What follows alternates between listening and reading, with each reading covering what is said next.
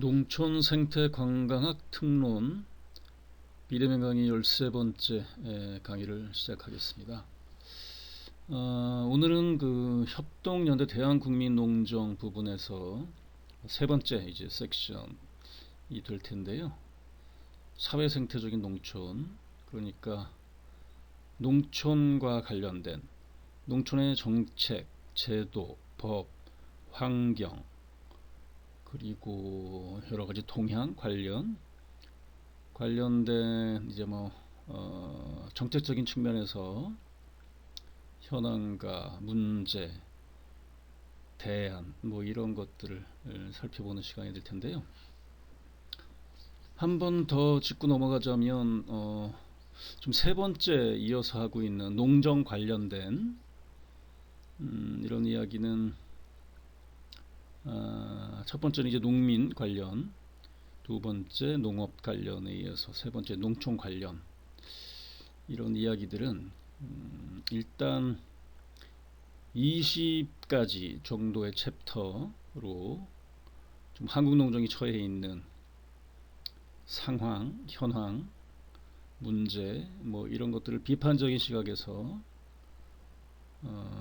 일단 크게 한번 살펴보는 의미가 있고요.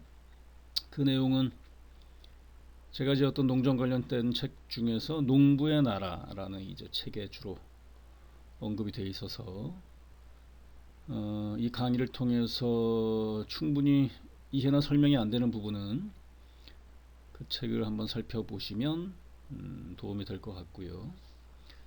그리고 농부의 나라에서 20여 가지 농정에 대한 현황, 문제점을 지적을 하고 넘어갔다면 나름대로 그에 대한 구체적인 대안, 전망 이런 것들을 한 100여 가지 정도의 이제 대안 정책으로 개발하고 기록한 게 지금 표지에 나와 있는 농촌마을 공동체를 살리는 100가지 방법이라는 책입니다. 그러니까 20여 가지 농정의 현황, 그 각각의 주제별로 5가지 정도 되는 정책적인 대안들을 제시한 게 결국 농촌마을 공동체를 살리는 100가지 방법이라는 책이고요. 그러니까 지금 세 번째 농정 관련된 강의 내용은 농부라는 책을 통해서 일단 주제를 잡고 그 구체적인 내용은 이제 농촌마을 공동체를 살리는 100가지 방법에 있는 거기서 제시한 내용들을 주로 이제 이야기하는 그런 의미가 있는 시간이 될 겁니다. 그러면 그 협동연대 대한국민농정 20가지 이제 농정의 이슈 중에서 이제 11번째로 농촌교육 공동체의 전망에 대한 이제 챕터가 되는데요. 우리들이 늘 공감하고 여러 사람들이 얘기하고 지금 우리 농촌이 처해 있는 그런 어려움을 표현하는 이제 수사 중에서 가장 상징적인 이제 문장이 될 텐데요. 학교가 사라지면 마을이 사라진다라는 이제 취지로 이제 바라본 이제 그런 내용들입니다. 농촌에 자율학교라는 개념이 있고요. 그리고 농촌학교에 이제 무상교육, 그리고 농촌이 단지 학교라는 물리적인 공간 또는 학생과 교사만의 교육에 그칠 것이 아니고 학교가 학교 담을 넘어서 마을까지 이제 이어지는, 연장되고 확장되는 그런 개념으로 이제 마을 교육 공동체 이런 것들을 최근에 많이 논의하고 실제 사례도 나와 있고 이러고 있는데요. 왜냐하면 농촌의 학교, 특히 초등학교, 중학교 가 사라지게 되면 마을의 존립 기반도 위태롭거나 위험하다라는 실증적인 사례는 우리가 농촌에 살고 있는 사람이라면 눈으로 직접 목격하는 바이고, 가령 예를 들어 귀농인들이 농촌 마을에 들어가려고 하더라도, 정착하려고 하더라도 당장 아이들이 공부하고 아이들이 함께 지내고 보살핌을 받고 이런 시설이나 프로그램이 없는 문제가 가장 절실한 그런 현실적인 이제 어려움이기 때문에, 그래서 마을교육 공동체의 존립 기반 또는 활동 공간을 지역사회 교육센터, 그러니까 학교를 넘어서 리, 면, 읍, 군, 심지어는까지 확장되는 개념의 새로운 그 교육 공동체의 플랫폼 또는 네트워크가 조성되지 않고서는 현재 자꾸 학교가 사라지는, 소멸해가는, 그래서 사람도 소멸해가는, 인구도 소멸해가는 이런 농촌의 절체절명의 위기 상황을 벗어나기는 어렵다라는 것이 많은 사람들의 위기의식이죠.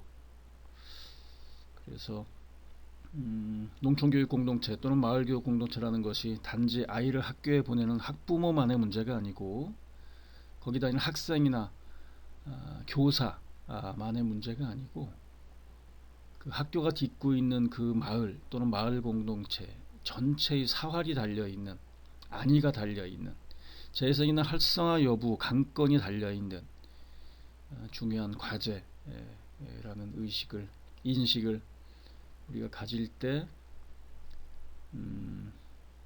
농촌교육 공동체 전망의 문제는 풀리겠다라는 생각을 저는 하고 있습니다. 가령 작은 학교 중심의 지역교육 공동체, 교육부 같은 곳에서는 기계적으로 일정한 규모, 일정한 인원 미만인 학교를 통폐합하거나 폐교하거나 뭐 이런 정책의 방향을 갖고 있는데요.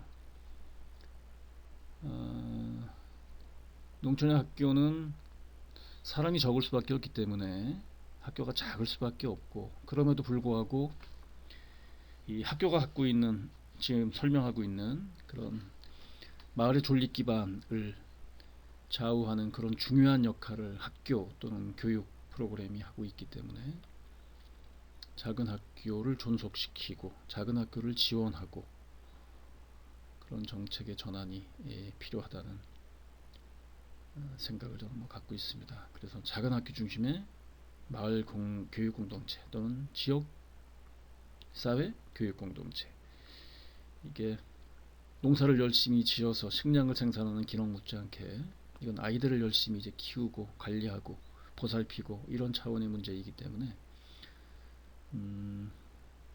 가장 중요한 농정의 숙제 중에 하나라는 생각을 저는 하고 있습니다.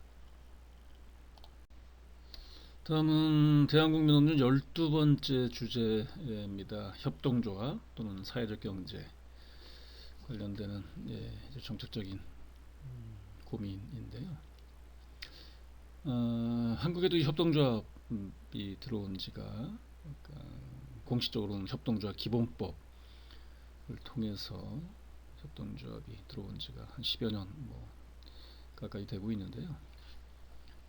특히 농촌 지역에 또는 농촌의 협동조합에서 풀어야 할 숙제들이 남아 있습니다. 당초에 협동조합 기본법이라는 특별법이 제가 듣기로는 급히 만들어지기도 했었고 100% 자발적으로 법이 만들어진 게 아니라 국제적인 흐름 또는 국제 협동조합 관련된 기관에서의 권유 이런 거가 주도적인 동기가 됐다고 전 들은 것 같은데요.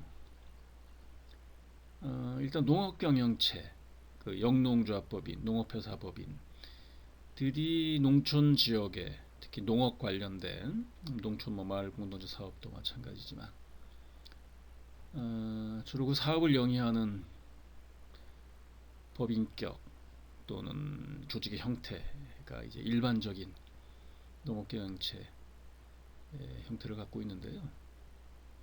과연 영농조합법인도 협동조합으로 그대로 인정이 될 것인가, 또는 농업회사법인의 문제들이 계속 이제 숙제로 남아 있습니다. 그리고 소위 사회적경제기본법이라는 법안도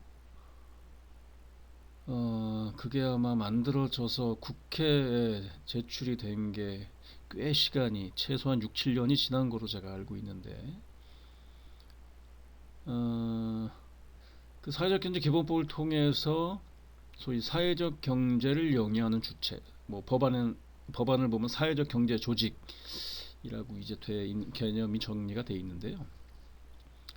대표적으로는 사회적 기업, 그리고 고용노동부 쪽에서 주관하는 거죠. 이제 기재부 쪽은 협동조합, 그리고 행안부의 마을기업, 그리고 보건복지부의 자활기업, 사회적 경제 조직 중에서 가장 이제 다수를 차지하고 있는, 뭐 역사도 우리 한국의 사회적 경제 역사도 자활이라는 사업에서 이제 비롯된 것은 역사적인 배경도 있기도 하고요.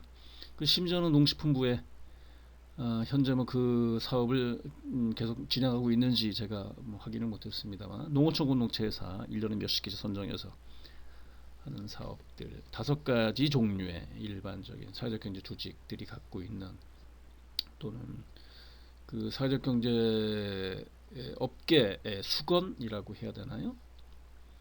2가지 측면에서 정부 지원 요청을 하고 있는데요. 법안을 통해서 또는 민원을 통해서 일단 한 가지가 중소기업 대우를 해달라는 거고요. 이거 무슨 얘기냐면 우리나라는 중소기업을 우대하는 그런 여러 가지 정책들이 잘 만들어져 있습니다. 대표적인 게 제가 정확히 법안 이름을 기억할 수는 없지만 중소기업 구매 촉진에 관한 뭐 어쩌고 저쩌고 법.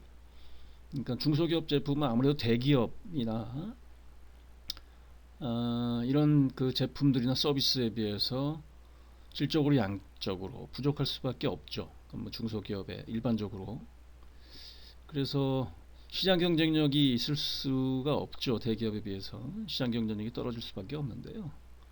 그럼에도 불구하고 중소기업은 육성을 해야 되기 때문에 국가 경제의 근간이고 혈맥이기 때문에 중소기업 제품은 조금 우대를 해서 특히 공공조달 부분에서는 최소 3년간 몇 프로 이상은 중소기업 제품이나 서비스를 구매해야 된다라는 것들이 법이 마련되어 있듯이 사회적 경제도 마찬가지로 사회적 기업의 특성상 당연히 일반 시장에 나가서 일반 기업들하고 경쟁해서 경제 논리로 시장 논리로 경쟁력이 있을 거라는 보장이 전혀 없죠. 사회적 경제는 그런 목적을 가지고 사회적 경제를 영위하는 게 아니니까요.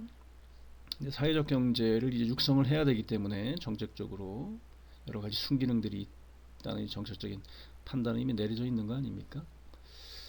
그래서 사회적 경제 조직에서 만드는 제품이나 서비스에 대해서도 중소기업을 우대해 준 그런 원칙 또는 법안을 원용을 해서 공공조달 같은 부분에서 우선적으로 사회적 경제 조직의 제품과 서비스를 구매해주는 그런 지원을 해주면 사회적 경제가 더 탄탄해지고 더 높은 단계로 올라가는 성장할 수 있는 토대가 될 수 있지 않느냐라는 이제 명분이죠.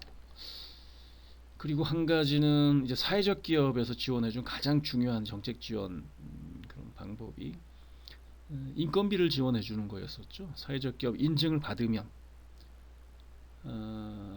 정확한 금액을 제가 뭐 하도 중간중간에 많이 이제 조정이 돼서 1인당 인건비 상당 부분을 정부에서 이제 지원해주는 것 때문에 이제 사회적 기업 인증받는 실효적인 효과가 이제 그 부분에서 발휘가 되는 건데요. 초기 운영비에서 아무래도 인건비 부담 같은 게 많이 차지하니까요. 작은 기업일수록 그걸 정부에서 어느 정도 일정한 부분을 지원해 준다면 사업 초기에 이제 어려움 같은 것들을 해결하거나 극복할 수 있는 유력한 장치가 되기 때문에 가장 중요한 이제 지원 제도 중에 이제 한 가지였었고요.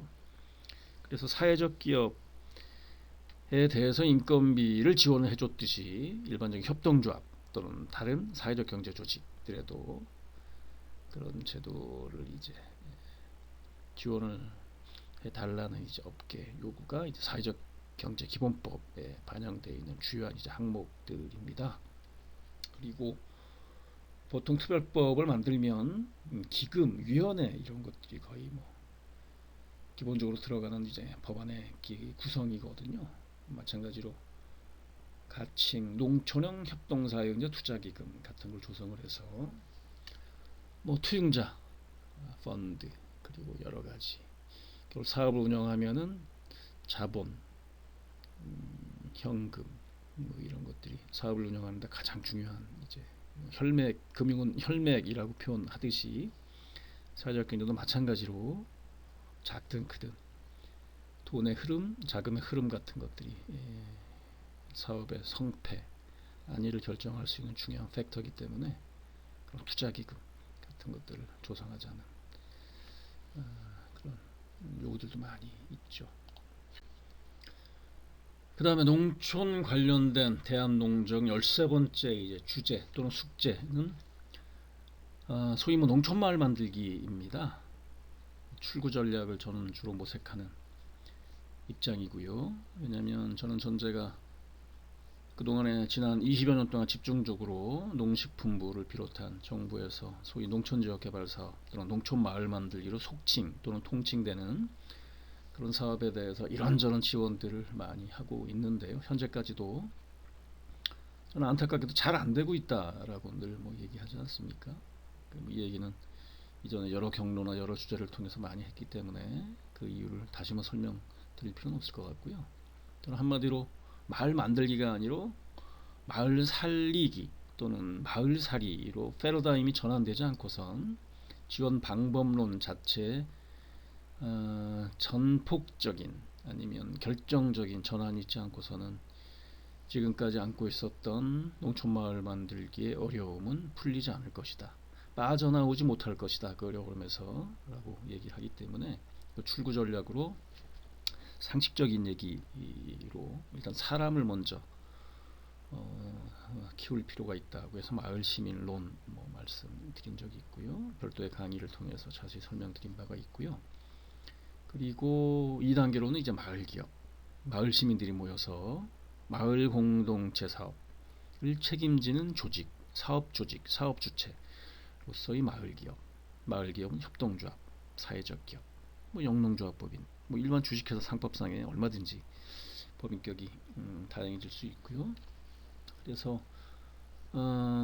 농촌마을 만들기 또는 농촌마을 공동체 사업 어려움에 빠져나오려면 스스로 해야 되는데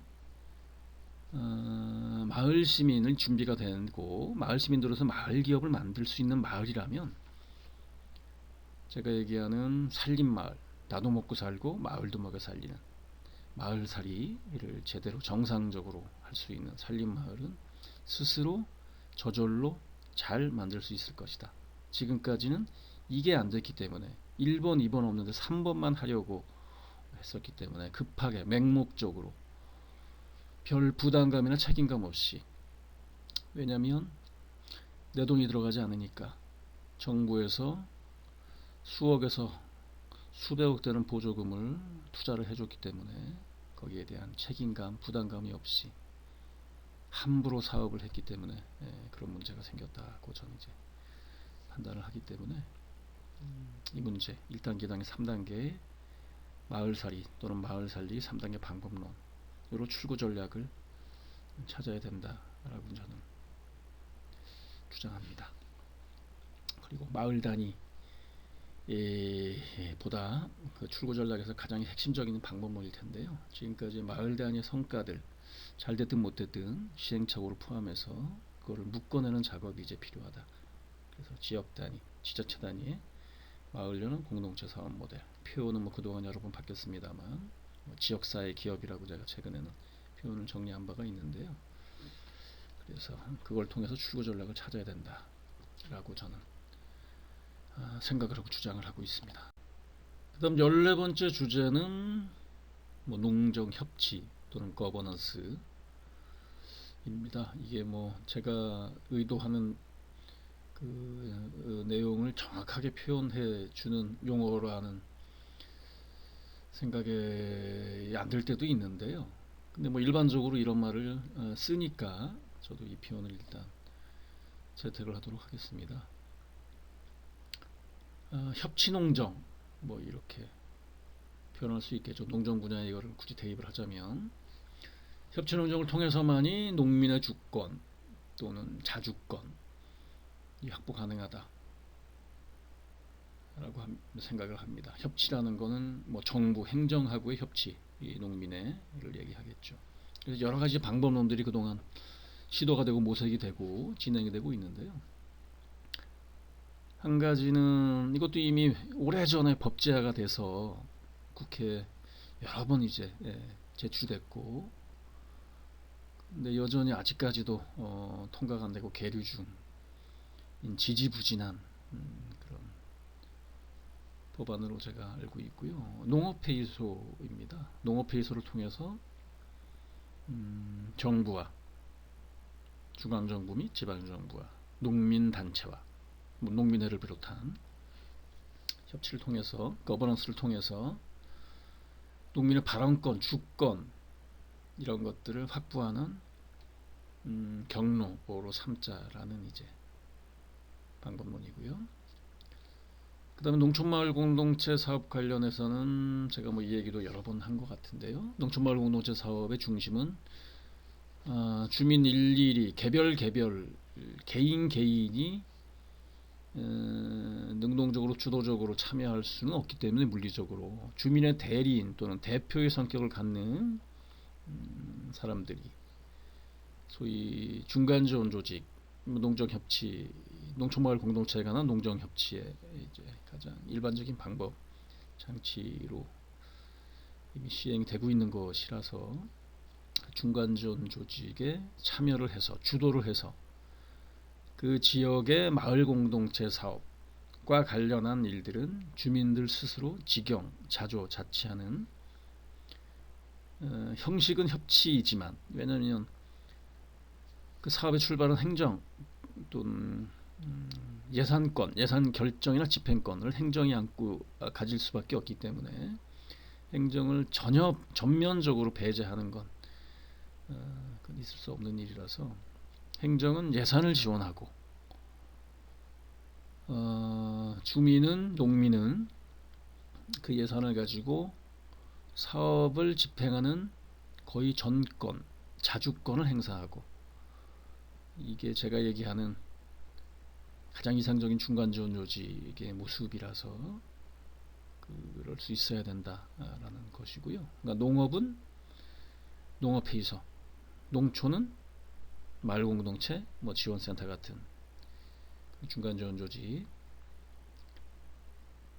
통한 협치농정을 통해서 농민의 발언권, 주권, 자주권을 확보할 수 있다라고 저는 생각하고요. 그게 되면 소위 일부 지역 지자체에서 이제 추구하고 있는, 슬로건으로 내걸고 있는 소위 협동사회경제 네트워크가 이 두 기관 조직 축을 중심으로 해서 실제적으로 구현이 되지 않을까라는 생각을 저는 하고 있습니다. 선도적인 지자체에서 이미 농업회의소는 시범사업으로 시작한 지가 몇 년 됐고요. 형식적이지만 유명무실하지만, 그래서 농업회의소하고 농촌마을 공동체 사업에는 중간지원 조직, 이게 농정협치를 실제화시킬 수 있는, 앞당길 수 있는 정상화, 이게 가장 유력한 장치다라고 저는 주장을 하고 있습니다. 그리고 15번째 대한농정의 주제는 이제 에너지 자립마을입니다. 좀 생태적인 중요성, 그리고 환경의 중요성, 뭐 굳이 뭐 강조하지 않아도 되는 지금 전 세계적인 상황에 저희 지금 놓여져 있는데요. 예를 들어서 마을 단위의 에너지 전환도 역시 주민이 주도를 할 수밖에 없다는 생각이 들고요. 왜냐하면 이건 생활 속의 실천이 필요한 거거든요. 선도적인 에너지 자립마을을 가보면 주민들이 가령 뭐 그 임실의 치즈마을 같은 경우 중간에 있는 그런 마을들은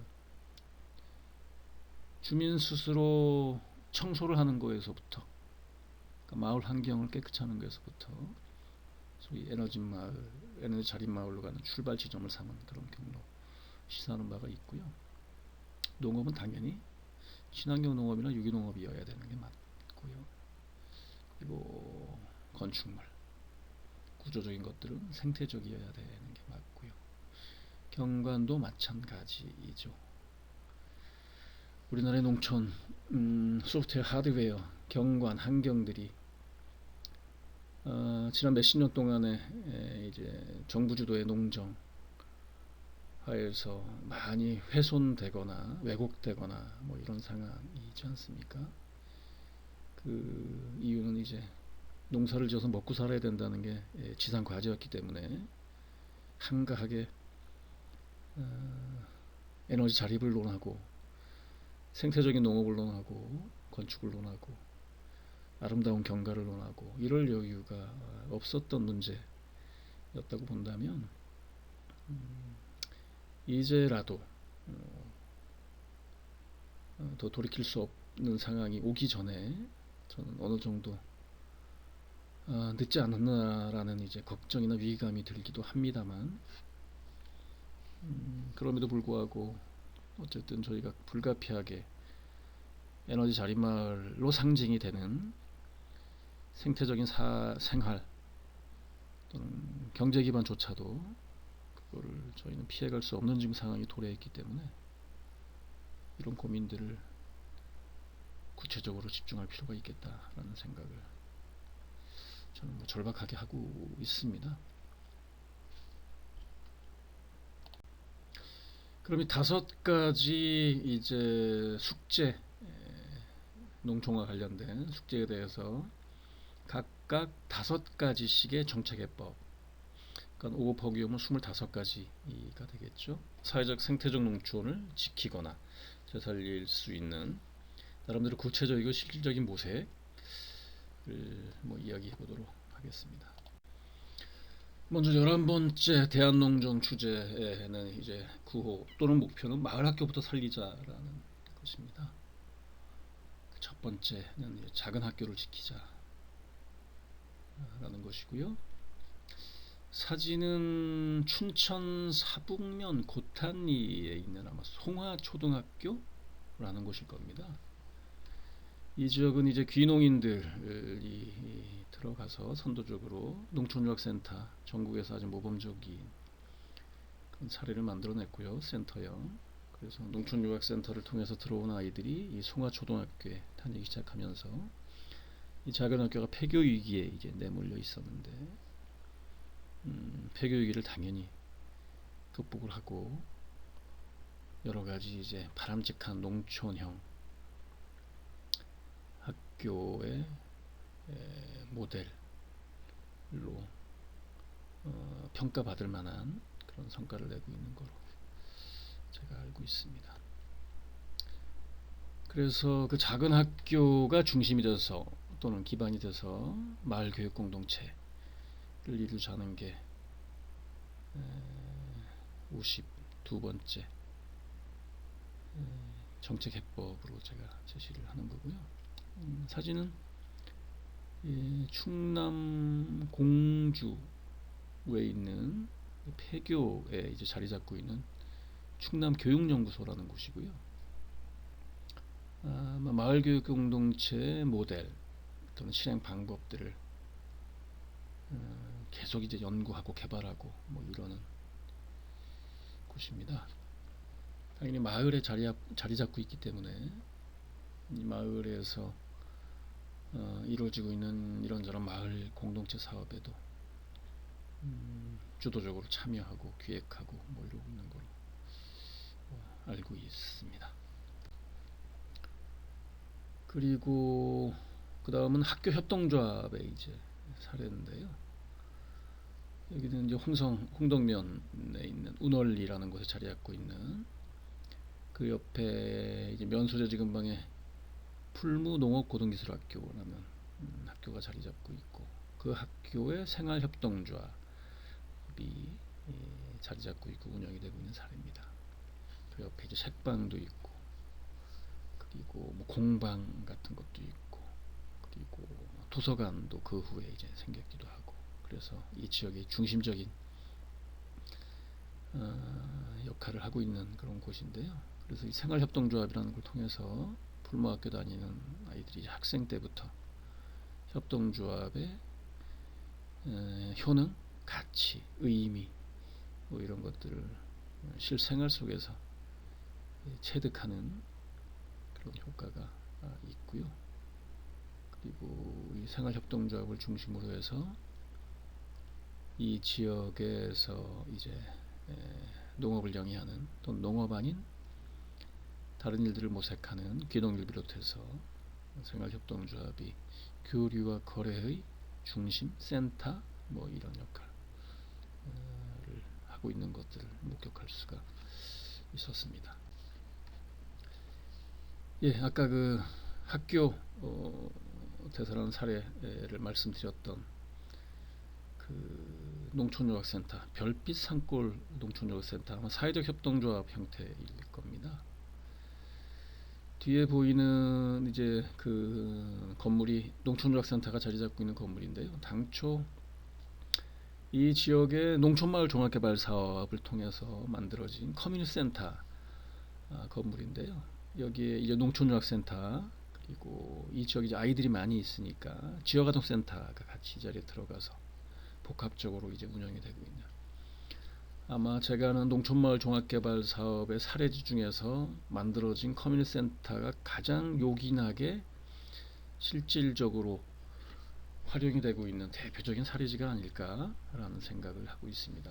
이제 여기 사진에 등장하는 인물은 농촌조합센터 센터장 역할을 하고 있는 윤효왕 씨이고요. 도시에서 뭐 인권운동 뭐 했었던 아주 강고한 분으로 제가 알고 있고, 최근에 들은 소식으로는 춘천 주민자치센터라는 게 이제 만들어졌는데 그 센터장으로 이제 역할을 더 이제 중요한 더 큰 역할을 맡아서 지역의 이제 혁신, 발전, 재생 이런 걸 주도하는 역할을 하고 있다는 생각을 얘기를 들었습니다.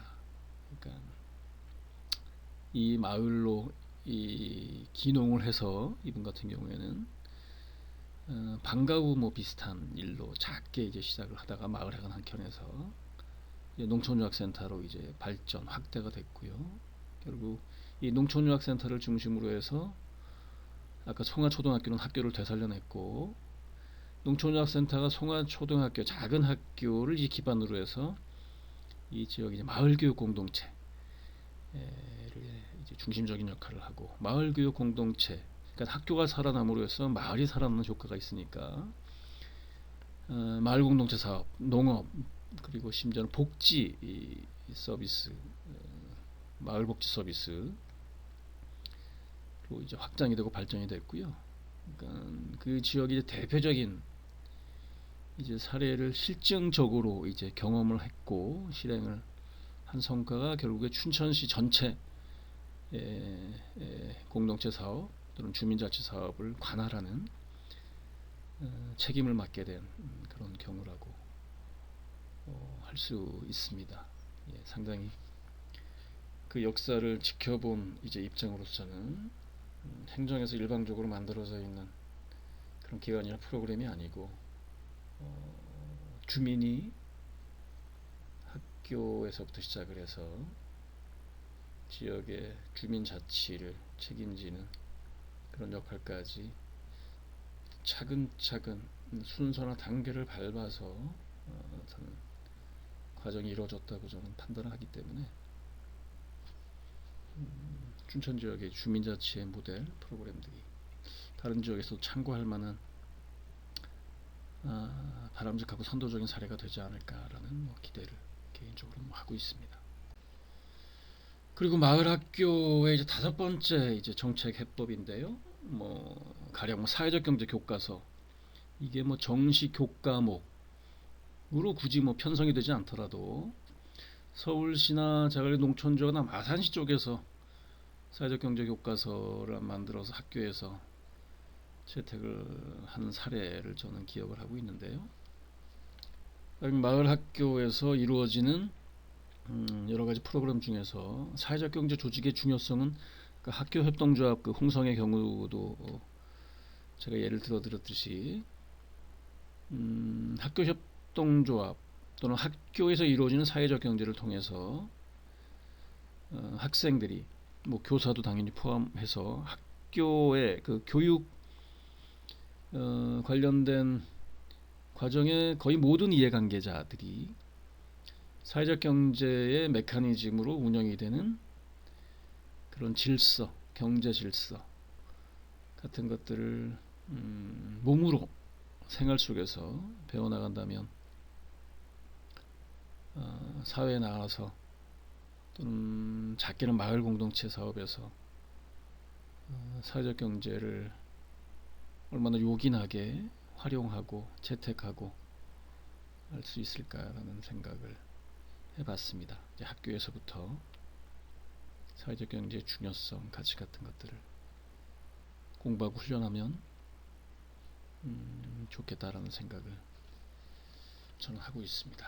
그런 분들이 어쨌든 나와서 마을을 먹여 살릴 수 있는 마을 기업을 만드는 적임자들이 될 수 있지 않을까라는 개인적인 바람 같은 것들이 있는 거죠. 그 다음에 12번째 이제 대한농정, 농촌 관련된 주제가 이제 또 사회적 경제입니다. 좀 더 심화되고 확장되는 단계일 텐데요. 그 첫 번째 정책개법으로 사회적 경제 농촌 상생기금을 모으자라는 제가 제안을 한 적이 있습니다. 이건 이제 그 상생기금의 개념이 그 FTA, 특히 한미 FTA 체결되고 난 다음에 그 FTA 결과로 농촌이나 농업은 희생을 당하는 일방적으로 그런 측면이 있고, 반대로 제조업이나 중소기업 또는 대기업들은 반사적으로 이익을 본다라는 이제 그런 구조가 된다고 해서, 그렇다면은 FTA로 인해 이익을 보는 측에서 제조업, 대기업, 그 희생을 당하는 농업, 농촌 쪽에 그 이익을 공유하는 게 사회적인 도의나 정의에 맞지 않느냐라는 이제 명분 하에서 무역이득 공유제 뭐 이런 개념일 텐데요. 기금을 조성을 하자라는 제안을 해서 실제로 시도를 했었죠. 농식품부 쪽 주도로. 근데 역시 예상했던 대로 명분밖에 없는 그런 제도는 실행되기가 현실적으로 어렵지 않습니까? 법적인 제재가 가해지지 않으니까요. 자발적인 선의에 기대야 되는데, 그래서 기금을 모금하고 적립하는 게 여의치 않은 것으로 저는 이제 알고 있고요. 그래서 농촌 지역의 사회적 경제가 정부에서 지원되는 여러 가지 제도가 있지만 결국에 그 당사자들이 에게 과제나 책임이 결국은 뭐 주어질 수밖에 없기 때문에 농촌, 농업, 농민 일방의 노력으로 농촌 지역의 사회적 경제 기반을 갖추기는 어렵기 때문에 그 농촌 지역의 사회적 경제의 효과 또는 이득을 공유할 뭐 도시민, 제조업, 대기업 뭐 이런 그룹들이 되겠죠. 뭐 노동자, 농민의 상대적인 생산자의 개념이면 소비자들이 같이 상생할 수 있도록 농촌 상생기금을 모으자라는 제안을 하기도 했습니다. 그 다음에 두 번째, 사회적 경제로 농촌을 먹여 살리자라는 주제의 두 번째 실행 방법, 정책 해법으로 저는 이것도 뭐 계속 이번 강의를 통해서 거듭거듭 강조하고 있는 해법이기도 한데요. 마을 공동체하고 사회적 경제가 융합이 된 지원센터로 하자라는 것이죠. 그러니까 마을 공동체, 특히 농촌 지역은 사회적 경제가 따로 돌아갈 수는 전 없다는 생각이 듭니다. 하다못해 사회적 경제는 수단, 그리고 그 사대적 경제라는 아주 유력한 수단이나 경로 또는 장치를 통해서 결국 농촌 마을에서 이루고자 하는 목표, 마을 공동체 또는 생활 공동체라고 저는 판단을 하고 있기 때문에 처음부터 사회적 경제 따로 마을 공동체 따로 이 진행이 되는 사업 진행 방식에서 좀 벗어나서 앞으로 예산을 다루고 있거나 정책을 결정하는 부처가 따로 있는 그런 현실 때문에 지역에 내려오면은 서로 각각에서 어떤 일이 진행되고 있는지, 그 사업이 똑같은 마을에서 똑같은 사람들이 중심이 돼서 위원회를 만들어 진행되고 있음에도 불구하고 결국 둘이 시너지 효과를 전혀 내지 못하는 그런 사업이 진행되고 있는 안타까운 모습들을 좀 많이 봤기 때문에 마을공동체 사회적 경제가 유기적으로 처음부터 결합이 돼서 진행이 되면 더 큰 효과, 성과를 낼 수 있지 않을까라는 게 저희 이제 생각이나 저희 소신이기 때문에 그렇게 방법을 전환을 하자라는 제안을 한 적이 있습니다. 이 사진이 이제 진안인데요. 진안은 융합까지의 단계는 아니지만 마을 만들기 지원센터, 이게 마을 공동체 사업의 중간 지원 조직이죠. 그다음에 진안마을 주식회사, 농업회사법인 진안마을 주식회사, 진안의 소위 사회적 경제를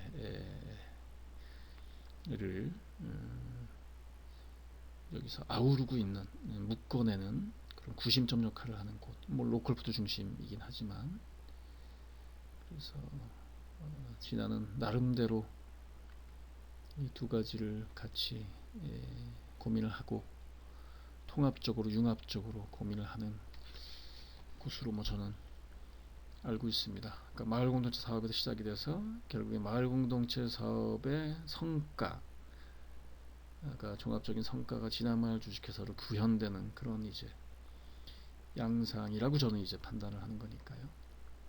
지켜볼 필요가 있는 지역이라는 생각을 하고 있습니다. 그 다음에는 이제 공공조달 시장을 열자라는 제안인데요. 이건 아까 말씀드렸던 대로 사회적 경제 기본법 얘기할 때, 이건 도시도 마찬가지일 텐데요. 사회적 경제 조직, 사회적 기업, 협동조합을 비롯한 사회적 경제 조직이 안고 있는 건 시장 경쟁력이 부족할 수밖에 없다는 거거든요. 일반적인 수익을 쫓는 그 상업적인 일반 기업가의 이제 시장 경쟁됐을 땐, 그래서 그러면 사회적 경제 조직이라는 건 존립할 수 없기 때문에, 고사하기 때문에 퇴출되거나 시장에서 그걸 지켜주기 위해서는 공공조달 시장을 열어서 민간에 이걸 강제하거나 강요할 수는 없는 일이기 때문에 선의에 기댈 수는 있어도 중소기업 구매 촉진에 관한 특별법 같은 메커니즘으로 사회적 경제 조직이 생산하는 제품이나 서비스에 대해서는 일정률을 공공기관, 학교, 관공서 이런 것들 되겠죠. 군부대 이런 것도 될 거고요. 구매를 해주자라는 그런 제안입니다. 그리고 그 다음에는 사회적 자본 발전소, 제가 몇 번 말씀드렸죠. 농촌 지역에 사회적 자본이 결연되어 있기 때문에, 사회적 자본이라 하면 신뢰 협동, 네트워크, 규범 이런 것들이죠. 좀 더 세부적으로 들어가면 협동연대 융합 이런 것들이 될 거고요. 참여, 사회적 자본 발전소를 세워서 사회적 자본을 생산하고 축적하는 데에서부터 농촌 지역의 마을 공동체, 사회적 경제 마찬가지고요. 성공으로 가는 성패 열쇠가 저는 거기 달려 있다는 생각이 드는데요. 예를 들면 사진에서 보는 이제 곳은 스위스 쥐리라는 곳에 있는 공장입니다. 근데 지금은 당연히 공장이 운영되지 않고요. 그 공장, 문을 닫은 공장을 개조를 해서 리모델링을 해서, 그쪽 나라 말로는 롯테 파브릭, 지역은 빨간 공장 이런 의미일 것 같은데요.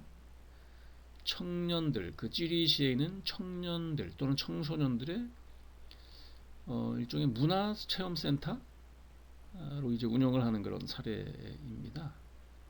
그래서 여기 와서 밴드를 하기도 하고, 연극을 상영하기도 하고, 그림을 배우기도 하고, 아니면 그냥 놀러 와서 그냥 휴식을 취하기도 하고, 여러 가지 교류를 하기도 하고, 이런 공간 시설로 활용이 되고 있는 걸 저는 이제 봤었는데요. 그런 가운데 이제 자연스럽게 그 지역에 살고 있는 시민들 간에, 지역사회 구성원들 간에 자연스럽게 교류 이런 것도 이루어지면서, 교류 공감이 이루어지면서 저희가 필요로 하는 마을 공동체 사업이나 사회적 경제의 가장 중요한 덕목인 신뢰, 협동, 연대, 네트워크, 규범, 질서 잘 지키는 그런 게 자연스럽게 형성이 되는 효과가 있다고 저는 생각을 합니다. 그래서 저는 이제 지역에서 유휴시설에 당연히 전 관심이 있고 관련된 제안을 여러 번 하기도 했었고, 지역에 이런 시설들을 보면 여기다 소위 사회적 자본 발전소를 세우고, 그 사회적 자본 발전소는 지역사회 기업이기도 하고 중간 지원 조직이기도 하고 뭐 이러겠죠. 이곳을 통해서 이런저런 생활문화와 관련된 또는 사업과 관련된 이런저런 작당들을 벌일 수 있는 그런 기회와 공간을 제공해 줌으로써 단지 서류에 사업 제안서, 사업 계획서, 더군다나 외부 용역회사에서 만든 사업 계획서대로 이제 진행이 되는 그런 마을 공동체 사업 또는 사회적 경제 사업에서 벗어나서 사회적 자본 발전소에서 자연스럽게 저절로 작당에 의해서 이루어지는 그런 사업들이 지역에서 자연스럽게 시작이 되고 진행이 되고 했으면 좋겠다는 바람을 가지고 있습니다. 그리고 사회 안전망인데요. 이거 뭐 제가 얘기하는 정책 패러다임, 좀 더 거창하게 표현한 국가 정책 패러다임에 전환하는 방법론으로 제가 말씀드린 적이 있는데요. 법, 정책, 제도 중요하죠. 예를 들어서 협동조합 기본법 만들어지고 마을 공동체 기본법 만들어지고, 지금 이것도 소위 마을 공동체 사업을 하는 그 그룹들이 주도가 돼서 법안을 만들어서 지금 법제화하려는 노력들을 계속 하고 있는데, 뭐 중요한 작업이죠. 법이 필요하니까 실제 실행하려면 현실 세계에서는. 그리고 그에 따른 정책, 뭐 제도 만들어지면 중요한데요.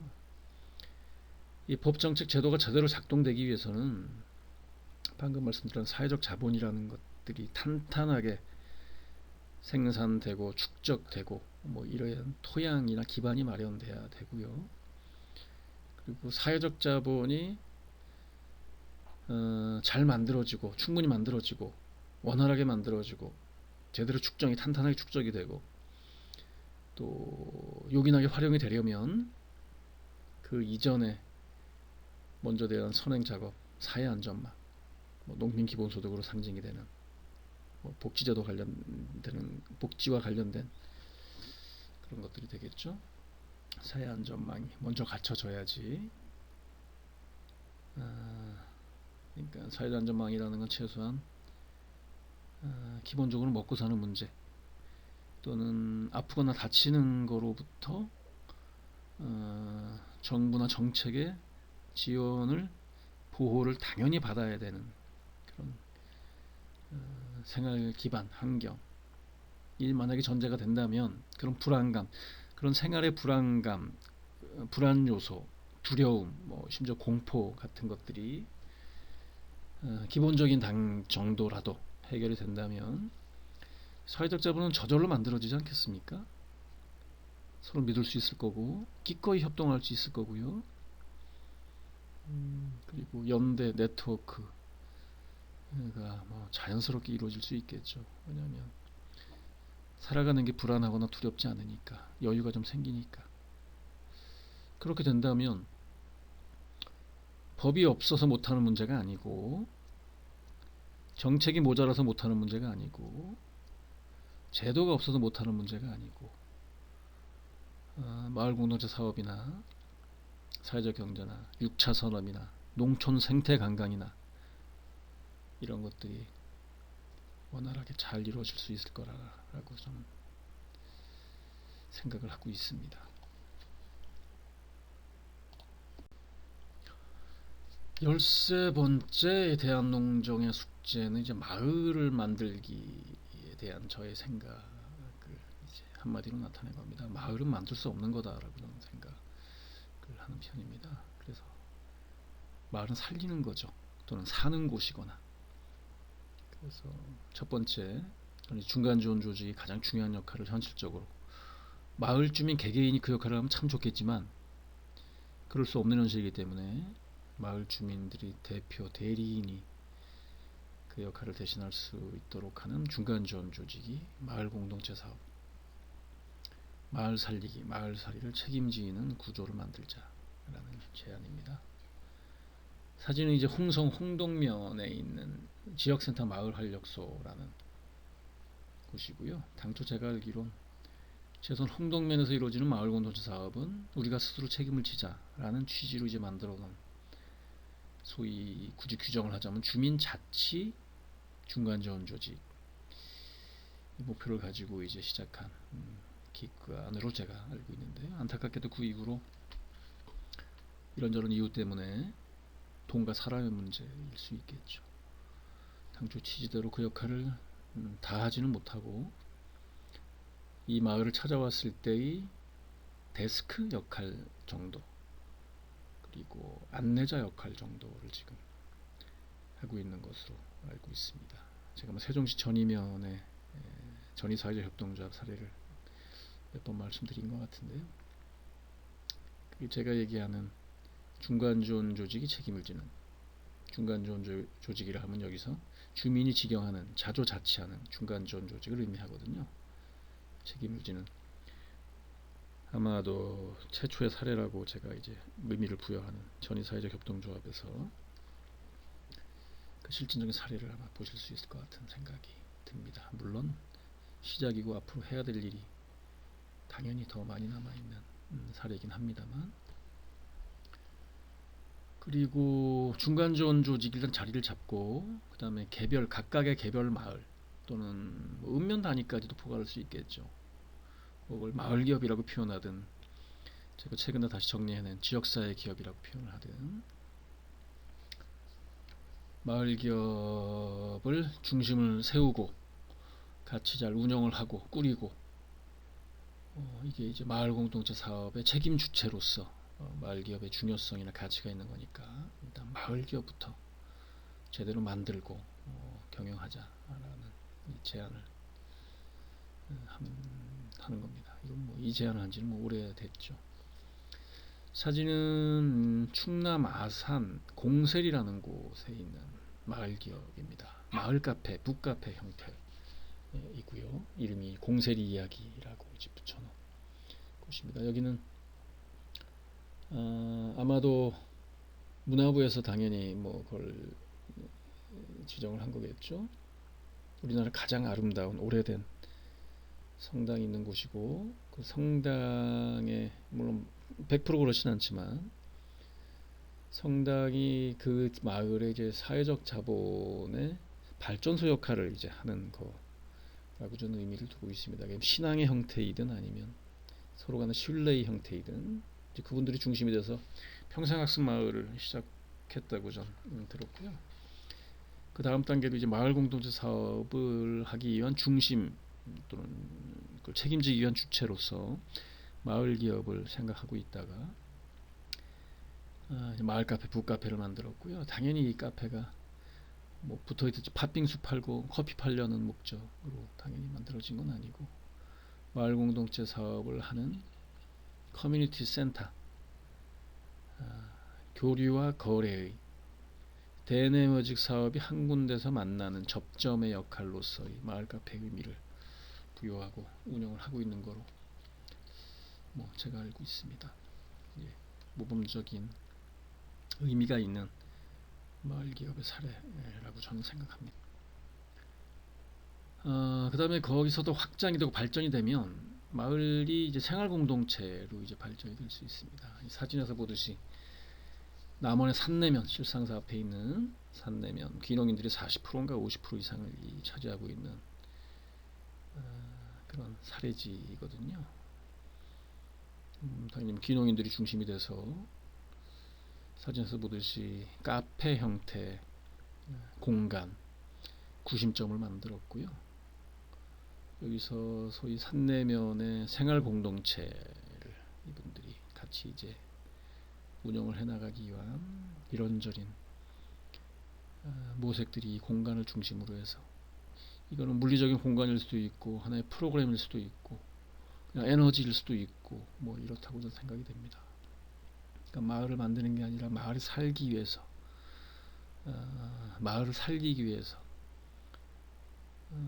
그리고 생활 공동체의 모습으로 어쨌든 마을을 지키고 되살리기 위해서 카페를 중심으로 해서 토닥이라는 이름의 카페일 텐데요. 지역사회 공동체의 중심적인 역할을 맡고 있는 그런 사례라고 합니다. 그리고 이제 마을 단위 복지망을 갖추자. 이거는 뭐 연구기관이나 정부에서도 계속 고민하고 있는 주제이긴 한데요. 행정에서 마을 단위의 특히 일반적인 기본적인 생활 단위의 복지까지 촘촘하게 챙겨주지 못하는 단계이기도 하고 현재 한국 사회라는 것은 그리고 세세하게 그렇다고 하더라도 정부가 그런 복지 정책이나 프로그램을 만든다고 하더라도 일상적인 생활 속에서 그거를 체감하는 그런 서비스를 느끼기는 쉽지 않은 이제 기술적인 문제 같은 것들도 당연히 있을 수밖에 없기 때문에 마을 단위에서 복지 서비스가 이루어질 수 있는 그런 시도들을 하고 있습니다. 대표적으로 마을 양로원 제가 몇 번 강조한 것 같은데요. 내가 살고 있는 마을에서 또는 마을이 리 단위일 수 있지만 저는 마을 복지와 관련돼서는 리 단위에서 읍면 단위로 확장하는 게 더 현실적일 수 있다라는 생각을 하고 있는 건데요. 우리 마을에 예를 들면 양로원이 있으면 좋지만 역시 규모와 경제, 범위의 경제를 고려하지 않을 수 없으니까 최소한 면의 마을 양로원이 하나씩 만약에 있다면 내가 태어나서 사는 그 마을에서 지역에서 노후에 외부 상업적인 요양시설 수용당하지 않고 같이 자라고 같이 살던 친구들이 있는 그곳에서 여생을 보낼 수 있다면 농촌 마을에 살고 있는 특히 노인들로서는 그 이상의 복지 서비스 또는 희망사항 또는 수건 사업이 없지 않을까라는 생각을 좀 하고 있습니다. 지금 사진은 제가 살고 있는 이제 무주 초리넝쿨 마을의 마을회관 그리고 옆에는 마을 카페가 들어서 있는 마을 센터인데요. 다행스럽게도 이런 시설들이 갖춰져 있어서 마을 공동식당도 조성이 되어 있거든요. 근데 이거 충분히 당연히 활용되고 있지 않죠. 마을 단위에서 그걸 운영하는 게 쉽지 않은 일이라서 몇 번 말씀드렸지만 이런 시설들이 제가 말씀드렸던 마을 단위 복지망을 구현하는 기반 시설을 얼마든지 활용이 될 수 있거든요. 사람과 돈 그리고 프로그램들이 지원이 만약에 된다면 그리고 당연히 초리마을에 살고 있는 초리마을 주민만 이 시설을 이용하는 게 아니라 그 인근 마을의 거점 복지시설로 당연히 얼마든지 활용될 수 있다는 제가 생각이 들고요. 그렇게 된다면 마을 단위 복지망이 실증적으로 구현이 될 수 있는 사례로 얼마든지 작동할 수 있다라는 생각을 저는 하고 있고 제가 마을에 살고 있는 최대 관심사이기도 합니다. 사실상 마을 공동체 사업에 있어서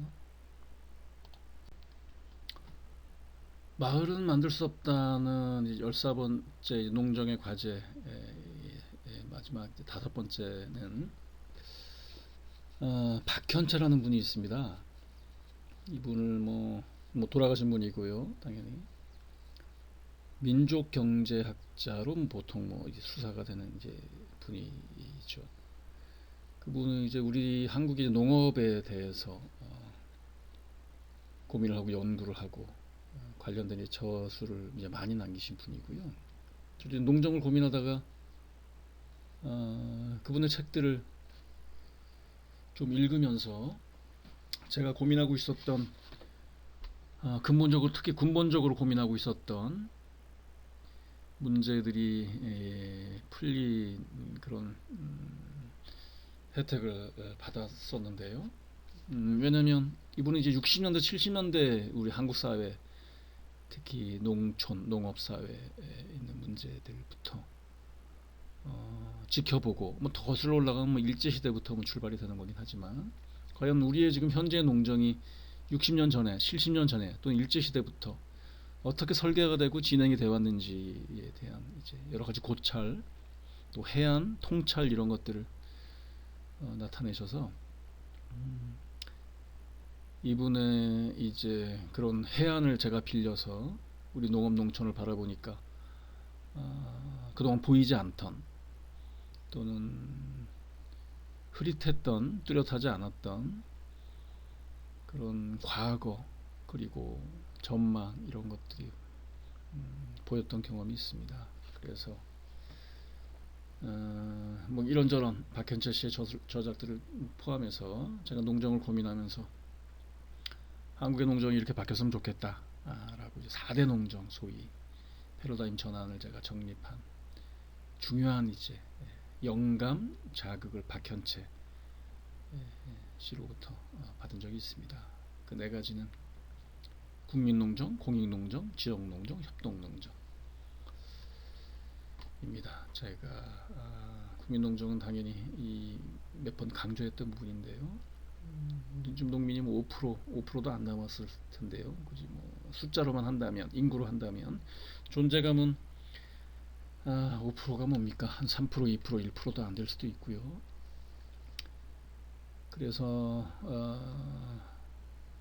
이 대한농정에 고민하는 관점, 이걸 관통하고 있는 가장 중요한 관점이기도 합니다만 나머지 95% 이상의 국민, 뭐 노동자, 소비자, 시민, 뭐 이렇겠죠. 도시민들 이 같이 농정을 고민하지 않고서는 우리 농정은 풀리지 않는다라는 이제 생각인 거고요. 공인농정은 당연히 농업은 돈을 벌자는 상업적인 목적으로 이제 농업을 바라봐서는 당연히 안 되기 때문에 국민의 생존권, 국가의 식량 주권을 지키는 국가기관 산업으로서의 농업, 농정을 바라봐야 된다라는 이제 패러다임입니다. 그리고 지역 농정은 어차피 우리 농업은 지금 세계 농업은 농정 질서는 초국적 자본, 5대 곡물 메이저, 카기를 비롯한로 상징이 되는 대변이 되는 FTA라는 현상으로 나타나는 생산이 우리 한국 농업은 희박하기 때문에 결국에 우리의 살 길은 우리 안에서 지역 단위로, 마을 공동체 단위로 유기적인 내부 순환 네트워크, 뭐 가장 쉽게 이해할 수 있는 로컬 푸드 같은 것이 되겠죠. 자급 체계와 자립기틀을 탄탄히 결속하는 게 가장 현실적인 자구책이지 않을까라는 생각을 합니다. 물론 일부 정부도 그렇고 대기업 또는 일부를 통해서 수출을 통한 수출 경쟁력 얘기하는 농정 관련 뭐 전문가도 있는데요.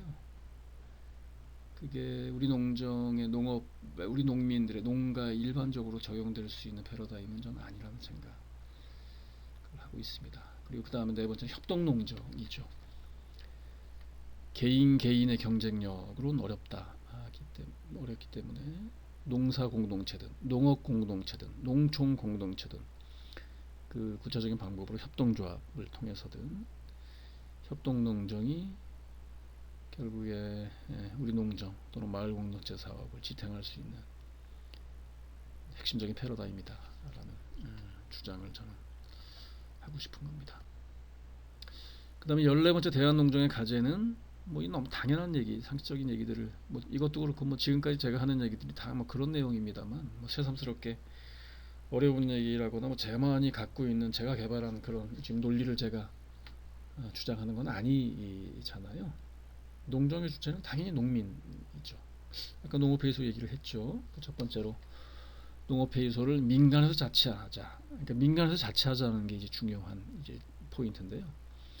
우리나라도 농업회의소법이라는 게 이제 계속 계류가 되고 어차피 법안은 만들어져서 뭐 언젠가는 통과가 되겠죠. 뭐 조정 과정을 거쳐서라도. 근데 그 법안이 과연 소위 유럽, 프랑스, 뭐 독일을 비롯한 뭐 오스트리아를 비롯한에서 하고 있는 원형에 가까운 모습인가? 얘는 저는 약간 좀 의문이 있습니다. 사진을 보면 제가 이제 오스트리아 티롤에 가서 슈바츠군이라는 곳에 농업회의소를 갔을 때 연수 갔을 때 모습인데요. 여기는 말 그대로 농업해수를 민간에서 자체합니다. 우리 지금 법안을 만든 대로 뭐 행정도 들어와 있고 뭐 농업 관련된 그 지역의 이해관계인들이 전부 다 들어와 있는 그런 구조가 아니고요. 농민들이 선거에서 소장을 뽑고 거기 관련된 관리비, 운영비, 인건비는 전적으로 정부에서 지원해주고, 그러니까 정부 행정은 예산만 지원해주고 간섭하지 않고 통제하지 않고 농민들의 손에 전적으로 맡기는 그런 모습의 형태의 농업회수를 운영합니다. 국내 농업회수가 들어온다면 당연히 그 정상적인 농업회수의 방법을 따라야 되는 게 마땅하다는 생각을 저는 하고 있습니다. 그리고 농정의 주체로서 농민이 정부를 상대할 수 있으려면, 정부의 논리를 극복하려면, 정부의 통제와 지시에 대항을 할 수 있으려면 농민들이 정책을 가지고 있어야 되는 거겠죠. 정부가 만들어 오는 정책, 제도보다 훨씬 더 효과적인, 더 명분이 있는, 가치 있는. 그래서 저는 농민 스스로, 물론 농민의 도 자체적으로 농업농민 정책연구소라는 걸 운영을 하고 있습니다만, 저는 이제 마을연구소라고 주로 농촌 마을 공동체 관련된 이제 고민들을 주로 하고 있는 역할을 하고 있고요. 그래서 그런 연구소들에서 끊임없이 정부의 정책이나 법 제도보다 훨씬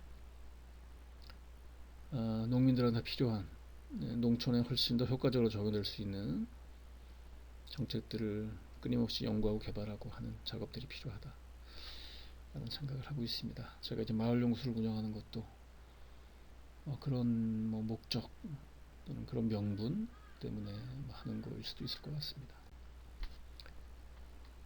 그리고 연구소에서만 맡겨서는 안 되나고 생각이 들고요. 농민들 스스로 이제 농민의 문제들, 농촌의 문제들 같은 것들을 찾아내서 그걸 풀 수 있는 방법들을 고민하고, 가능하다면 그걸 직접 풀 수 있을 역량까지도 갖추는 게 저는 필요하다는 생각이 드는데요. 그러면 가장 먼저 해야 될 일은 공부하는 거죠. 어떻게 그 숙제를 찾아내야 되는지, 그 숙제를 어떻게 풀어야 되는지, 그렇다면 자생적인 학습 조직들을 꾸리는 게 필요하다는 생각이 듭니다. 귀농인들이 많이 모여있는 지역에 가면 홍성을 비롯해서 좀 마을학회라는 이름으로 만들어진 걸 알고 있고요. 그리고 괴산은 지금 학교를 만드는 움직임까지 단계까지 발전한 거로 저는 최근 소식을 들은 것 같고요. 상주 사회적 협동조합, 주민들, 귀농인들 중심이 돼서 만들었고, 진안 완주 같은 경우에도 선도적인 지역 중에 하나죠. 주민들 스스로 이런저런 학습 조직을 만들어서 스스로 숙제를 찾아내고 방법을, 그걸 풀 수 있는 해법을 모색을 하고, 이런 작업들이 필요합니다. 제가 살고 있는 사진은 초리마을에서 초리마을 주민들은 할머니들이니까 거의 8, 90%가 할머니들이 모여서 그림 배우고 글도 좀 배우고 이런 작업들을 한때 한 적이 있습니다. 그 다음에 여성농민, 하늘의 절반, 농촌의 절반 이상이죠. 통계적으로, 인구학적으로 보면 여성들이 많은데요. 중요한 역할을 하기도 하고, 이제 농행정체도 공동경영주로 인정되는 단계까지 들어와 있고, 농식품부에 아예 여성 정책을 전담하는 과가 확대되고 신설이 됐다, 별도 분리가 됐다라는 소식을 듣고 있는데요. 과연 그게 농민의 생활 현장에까지 얼마나 지금 체감될 정도로 변화가 있는지는 저는 솔직히 전혀 아직 모르겠습니다. 당사자들은 변화를 느낄 수도 있을 것 같은데요. 결국 여성 농민들의 역할, 농촌 또는 마을 공동체 사업에서 하나의 주요한 절반의 주체로서의 역할을 구체적으로 찾아내는 작업들, 농민들의 자생적 학습 조직을 통해서 또는 민간 정책 연구소를 통해서 부단히 해나가는 작업들을 할 필요가 있다는 생각이 듭니다. 여성농민회라는 게 또 있어서 여성농민회 뭐 예를 들면 상주 뭐 이런 곳 활발하게 이런저런 사업들을 모색을 하고 이러고 있는데 뭐 농민회가 됐든 아니면 그 별도의 제 3의 어떤 뭐 그룹이 됐든 이런 작업들을 계속 진행해 나갈 수 있는 그런 변화가 일어났으면 하는 바람이 있습니다. 그 다음에 농장의 주체로서 당당한 농민의 자격을 증빙할 수 있는 공적으로, 공공적으로, 공인되게 시험을 보자라는 이 상징적인 어떤 의미가 있는데요. 예를 들면 유럽에선 농민 자격증, 그걸 뭐 자격증이라고 얘기하는지 모르겠지만 농사를 제대로 지으려면 농민 자격증이 있어야 된다. 농업학교를 제대로 나와서 11살부터 그 사람들은 농업학교를 다니니까요. 그래서 20대 중반, 초반, 중반쯤 되면 농민 자격 시험을 봐서 그 시험에 통과가 돼야지 직불금을 받을 수 있는 자격이 주어지기 때문에 농사를 제대로 지을 수가 있는 거죠. 직불금을 못 받으면 농업을 제대로 정상적으로 운영할 수 없는 형편이기 때문에 그쪽 사람들도. 그래서 그렇다면 우리도 농민의 이건 뭐 여러 가지 이제 정책들, 제도들 같은 게 복합적으로 연결이 돼야 될 텐데요. 각 지자체에서 주로 농업기술센터에서 주관을 하는 이런저런 농업대학들, 뭐 저도 몇 번 다녀봤습니다. 농업대학들이 지내고 되고 있는데 그걸 좀 심화시켜서 확장을 해서 제가 이제 생활기술직업전문학교 얘기도 드렸지만 친환경 농부를 양성하는 그래서 그 정도의 교육과정을 통해서 농민들을 가르치고 양성을 하고 당당한 농민 자격증, 국가 공인 자격증을 부여를 해서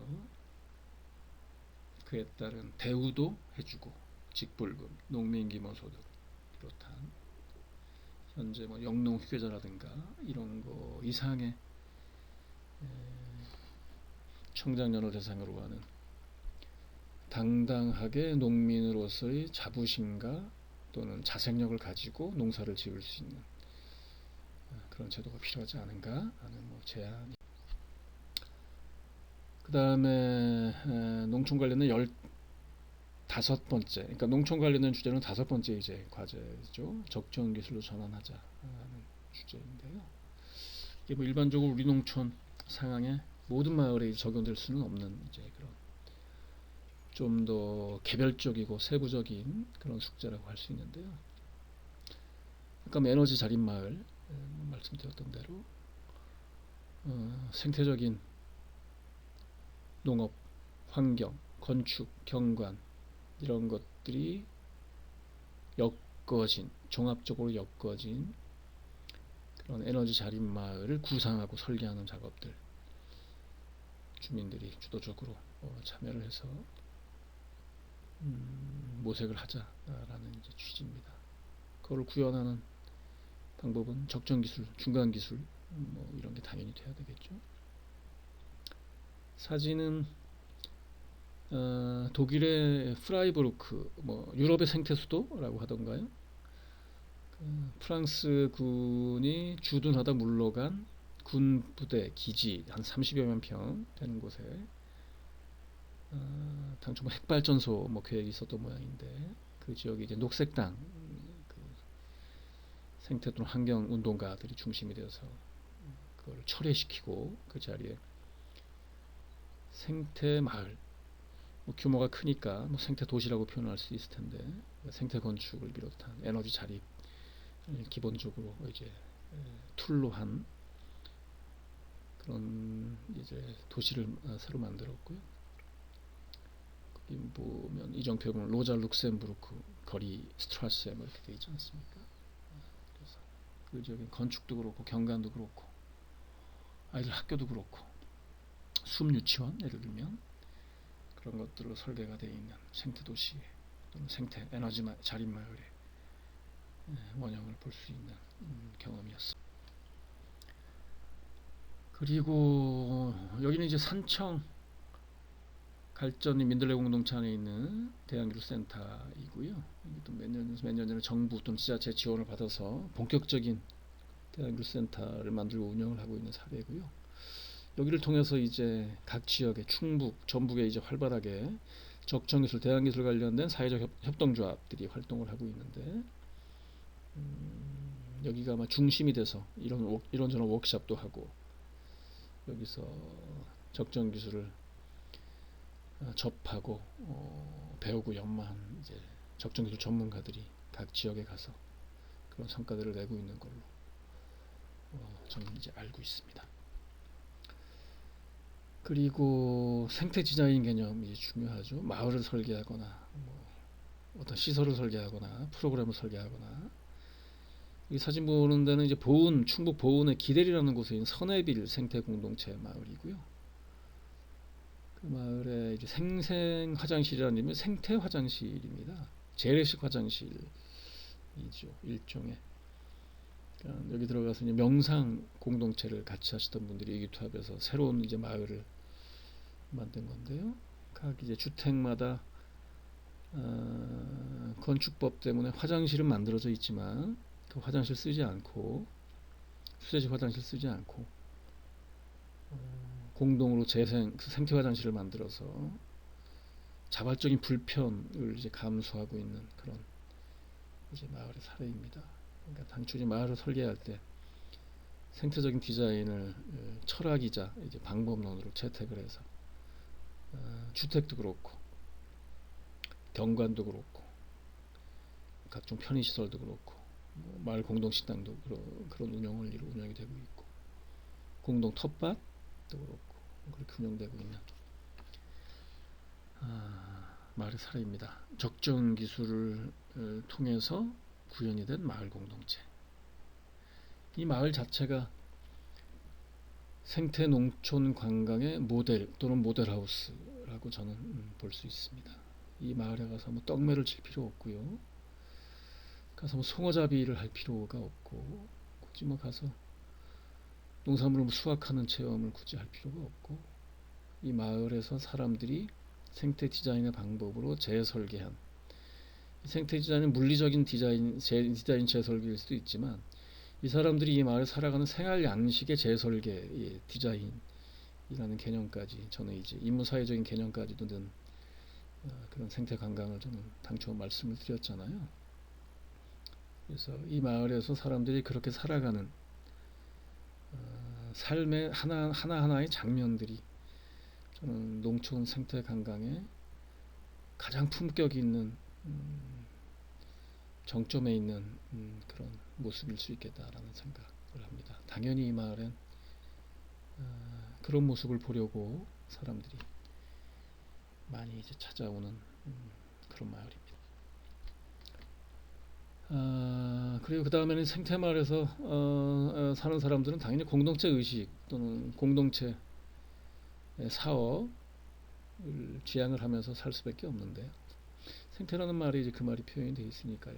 생태라는 말은 나만 생각하는 게 아니라 나 개인이나 나 가족만 생각하는 게 아닌 게 생태잖아요. 생태라는 건 그런 에코 시스템 하에서 나는 하나의 구성인자일 뿐이지, 내가 생태계를 주도하거나 생태계를 훼손하거나 생태계 변화를 강요하거나 이러는 논리가 아니니까요.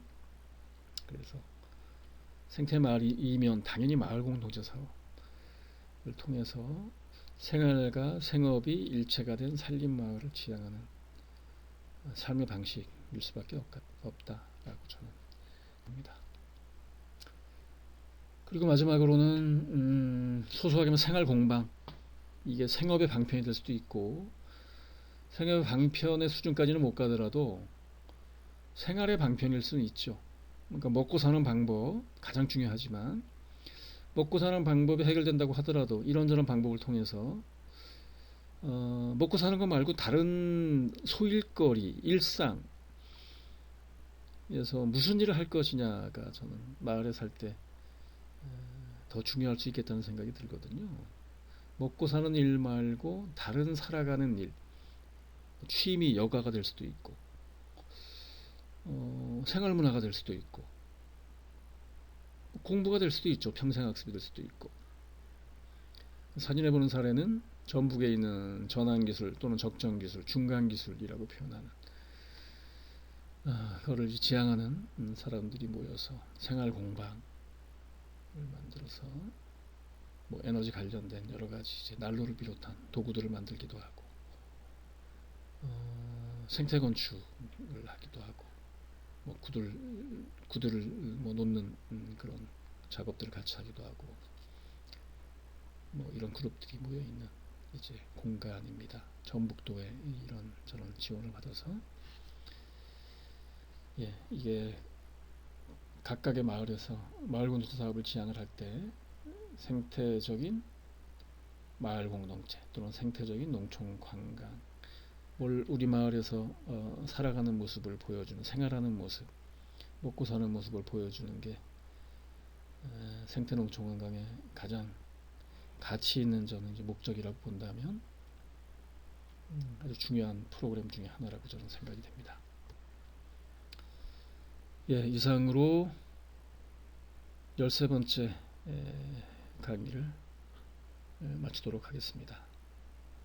이제 그 다음 시간 이제 마지막 비대면 강의인데요. 이제 농민농촌 농업을 아우르는 혁신적인 농정에 대해서 이제 이야기를 하고 비대면 강의를 마칠 예정입니다. 네, 고맙습니다.